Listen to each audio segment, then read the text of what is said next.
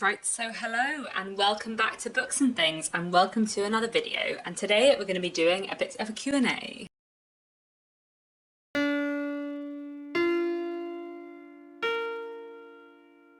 So quite a while ago now, I asked for questions for a Q&A in order to celebrate me being on BookTube for 9 years. But I have also very recently reached 30,000 subscribers, which feels like a really big milestone. So I thought this Q&A could kind of be in honour of both and in celebration of both, because that feels like a lot of people and that's really exciting. And as I said, I have been doing this for 9 years. So yeah. Today I'm going to be doing a Q&A. I think I'm actually going to split the Q&A into two parts because I have quite a lot of questions and I feel like otherwise this video will just be exceptionally long. So I'm going to do what I think I've done when I do Q&As before, where I split my Q&As into a books Q&A and a things Q&A, which I personally find like way too satisfying. I mean, the things Q&A will also include lots about books, but there'll be a bit more about like writing and BookTube and other bits and pieces, and this video will just be about like the pure reading of books. Someone asked me, what historical fiction book would you recommend to someone just getting into the genre? So I feel like that probably depends on what kind of things you read outside of historical fiction. You know, I think within historical fiction there are a lot of different subgenres, and you can probably match a historical fiction subgenre to the other things you like to read. So if you really like crime and thriller, then read a historical crime book or historical mystery. If you really like literary fiction, read a work of literary historical fiction. If you really like romance, then read a historical romance or a historical rom-com. Like, there are lots of different bits of historical fiction that you might like depending on what else you like to read. I would also say that if you're interested in a particular point in history, or if you read classics from a particular point in history, then that is a good point in history to try and read in your reading of historical fiction. You know, pick up a book set in a time period that you're interested in. But I did think I would also just pick two works of historical fiction that I think are great and really accessible and pretty popular. Like, I think they're pretty easy entryways into historical fiction. One of them would be The Familiars by Stacey Hawes, a fantastic book set around the Pendle witch trials in the 17th century. And the other book I wanted to mention is Homegoing by Yarjassi, which is a fantastic sort of somewhere between a novel and a collection of short stories. It starts in, I guess, the 18th century and goes up to the present day, moving from Ghana to the US and looking at the descendants of two sisters. It's really, really fantastic and just really worth your time. Another question I had was, what is a book you read a long time ago, barely talk about, but love? And the first book that sprung to mind for this question was Rights, which is a book I read years ago. I guess probably either before I was on BookTube or just before I started on BookTube, and I just thought it was fantastic. It's a really dark, messy, nuanced novel about what happens between four teenagers one summer, but they're all looking back on it 15 years later, and it's told from a lot of different perspectives, and it's very, very clever, and it's a book that I feel like I haven't spoken about for a while, but I do think about a lot. Someone asked me how I hear about new releases and how I choose which ones interest me. So there are a few different places I hear about new books that are coming out. BookTube is definitely one of them. You know, I watch a lot of BookTube videos, and I do think that helps me know what books are coming out. I also look at Bookstagram a bit, I guess, and that probably also shows me some new releases. One of the other main places I find out about new releases is from The Bookseller, which is the kind of UK publishing industry magazine. I have an online subscription to it. That's mostly because I work as an editor, freelance, and so it's quite like useful for me to know what's going on in the industry and that kind of thing. I feel like I would feel really out of the loop if I didn't subscribe to that. I use The Bookseller to find out about a lot of new releases. They have kind of previews every month, and I often spend a bit of time at the beginning of the year kind of looking at upcoming new releases, especially in historical fiction, and seeing if there's anything I'm interested in. I also find out about new releases if I get asked to review books, either because of BookTube or because of my own writing. And I feel like probably especially in the area that I write in of like reading group historical fiction, I feel like a lot of the new UK releases coming out in that area I know about because I might be on a list of like potential people to quote, and I get contacted about them. So those are kind of the main ways I guess I find out about new releases. In terms of how I choose to read them, I think a lot of that is to do with like genre and pitch. Does it sound like the kind of book I would read? Is it a work of historical fiction? Because, you know, that dictates a lot the new releases that I read. Like, I feel like all the books that I read like fresh when they're coming out, I feel like they are mostly historical fiction. I feel like books in other genres I probably wait longer and hear what people have said about them on BookTube and so on. I think I had a couple of like literary dinner party questions, you know, which 5 authors would you invite to a dinner party? And I think I would have to have a very 19th century dinner party, and we'd have to have my 4 favourite classic authors, Charles Dickens, Jane Austen, Elizabeth Gaskell and Anthony Trollope. And then I also think I would bring in Oscar Wilde, just because I feel like Oscar Wilde would be excellent fun at a dinner party and very amusing. Another question I had was, could you elaborate more on what you consider to be literary fiction versus not? And I'm actually going to make a whole separate video on that, which is probably going to be up later this week or next week. I have planned that video. The plan is very, very, very long, 7 pages, so I don't know when I'm going to film that, and I feel like I'm going to film it and it'll be like 2 hours long, and then it'll take me a really long time to edit. But it will be up at some point soonish. I have a lot to say. I want to move on to some questions about classics. One question I really enjoyed, someone asked me, of all the 6 female leads in Jane Austen's major books, which one do you think is the most like Jane Austen? My immediate instinct was to say Elizabeth Bennet, because, you know, Jane Austen was very, very witty. You get a sense from her letters that she was very witty and intelligent and like quite frank with her wit. Like, there are certain Jane Austen heroines like Fanny Price or Anne Elliot or either of the Dashwood sisters, which I just don't think feel anything like Jane Austen. But I feel like Elizabeth Bennet is who I want Jane Austen to have been. But do I just think that because she's Jane Austen's most famous character? And then there was another bit of me that was like, actually, do I think Emma is the most like Jane Austen? I don't think that Jane Austen was necessarily as much of a snob as Emma. The bit on Box Hill where Emma is really mean but also quite funny, that is the Jane Austen you see in her letters. Which is not to say that that was how Jane Austen was to anyone but her sister Cassandra, but like some of her jokes are really mean, and that definitely made me think of Emma. So I don't know. Maybe a kind of mix between Elizabeth Bennet and Emma. Someone asked me if Jane Austen is my favourite novelist. And no, Jane Austen is not my favourite novelist. Charles Dickens is my favourite novelist. He is my favourite author ever. Jane Austen would be a close second, but like also tied with Elizabeth Gaskell and maybe also tied with Anthony Trollope. I feel like Dickens is at the top, and then Jane Austen, Elizabeth Gaskell and Anthony Trollope are just like all vying for second place. I always used to say Jane Austen was my second favourite, and then I said that Gaskell was my joint second favourite, but I feel like the more I read by Anthony Trollope, the more he is just like up there for me. And also Anthony Trollope wrote so many books, so it's kind of hard to compare an author who wrote like 47 books with an author who wrote 6. Those 4 authors are my 4 favourite novelists. Diane Setterfield and Natasha Pulley are my 2 favourite like modern novelists, and I find it very hard to like compare or rank them with the classic authors.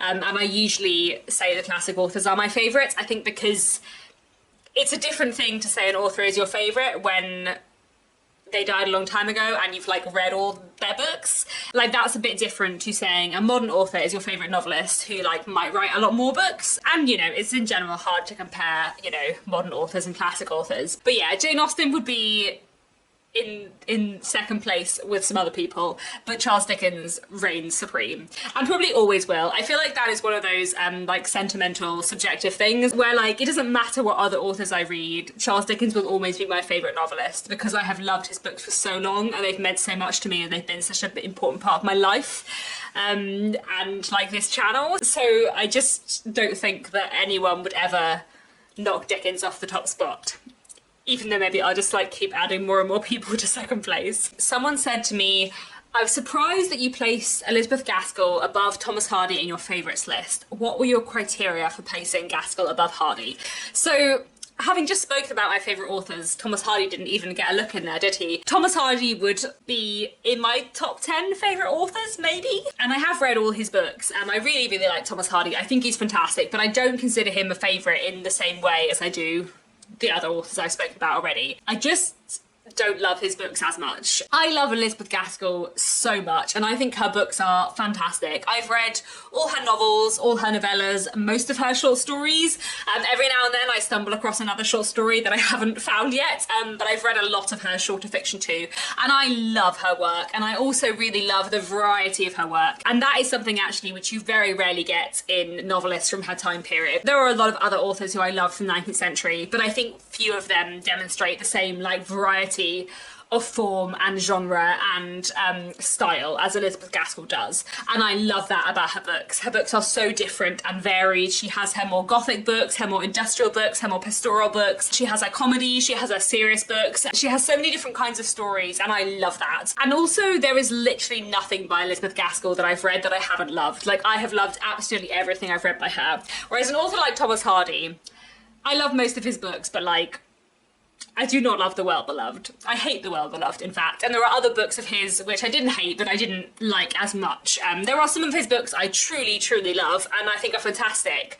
But there are some that I don't like as much, and also I don't think there are any Thomas Hardy books that would come like anywhere close to me to North and South and Wives and Daughters, which are two of my favourite books of all time, and I think would probably maybe even be in my top 5 books of all time. That doesn't leave much space for other books. Okay, in my top 5 books of all time, we would have Our Mutual Friend by Charles Dickens, Pride and Prejudice by Jane Austen, Wuthering Heights by Emily Bronte, Dombey and Son by Charles Dickens, North and South by Elizabeth Gaskell, Wives and Daughters by Elizabeth Gaskell. Not in that order, those are 6 books, but they would be in my top 5 books of all time. Oh, and The 13th Tale by Diane Setterfield. So we've got 7 books in my top 5, which obviously doesn't work, but I'm sure you can understand what I mean when I say they're just at that level for me. I love all of Gaskell's books, but North and South and Wives and Daughters especially are like right at the very top of books that I love. And I love Thomas Hardy, and Jude the Obscure and Far from the Madding Crowd and The Woodlanders I think are fantastic, but they're not top 5. And I don't think they're top 10, they're probably top 20, if that makes sense. I don't think I really have criteria when it comes to like ranking authors and books. My criteria is how much do I love that book?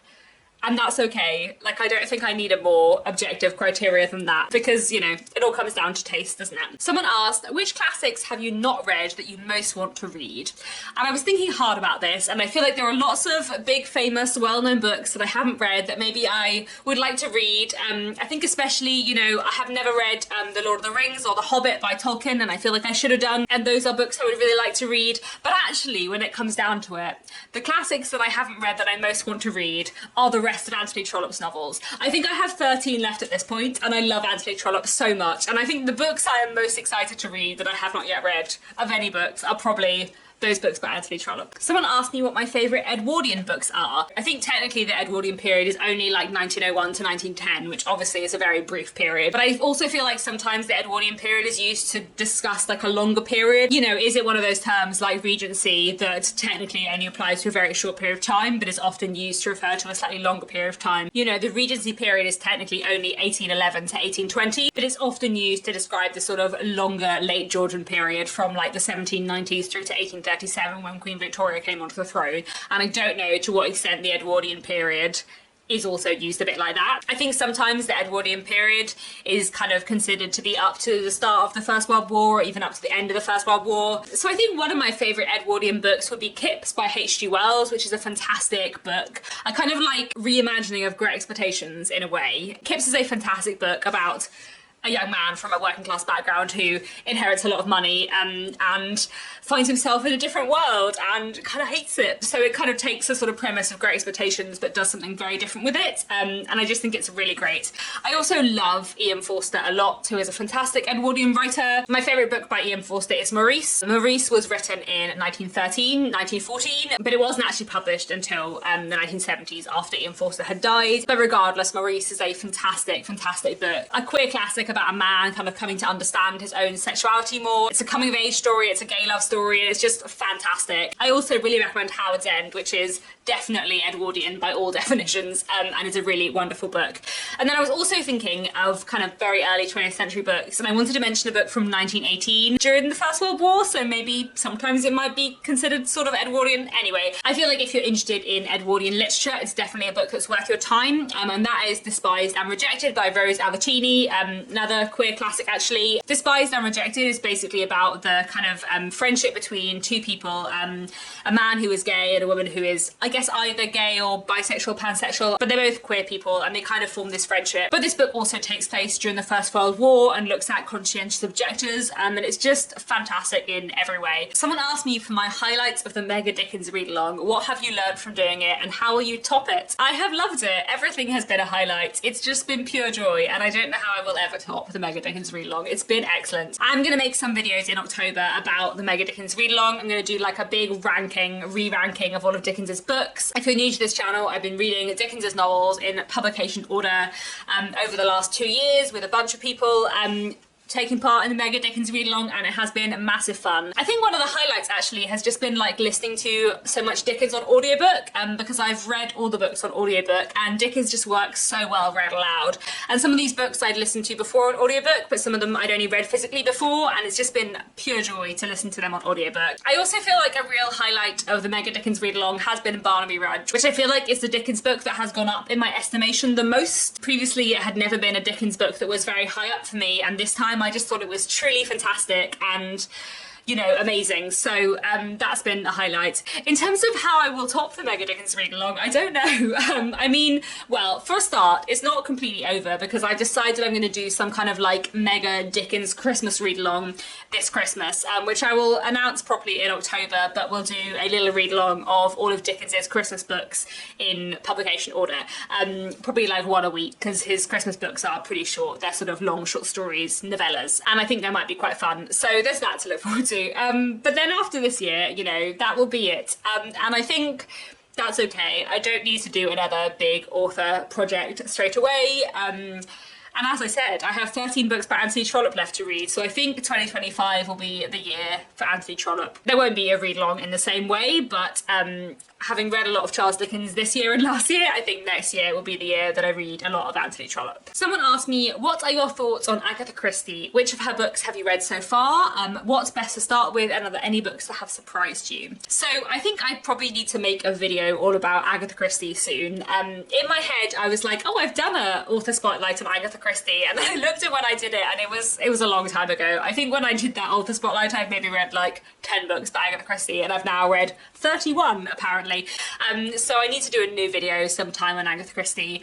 I love Agatha Christie a lot. I think she's a fantastic author. As I said, I have read 31 of her books, and I was kind of looking through Goodreads to see what I've read. I've read 5 Miss Marple books, the first 5 Miss Marple books, and I've read 15 out of the first 16 Poirot books. The one I haven't read yet is a play, which I do have.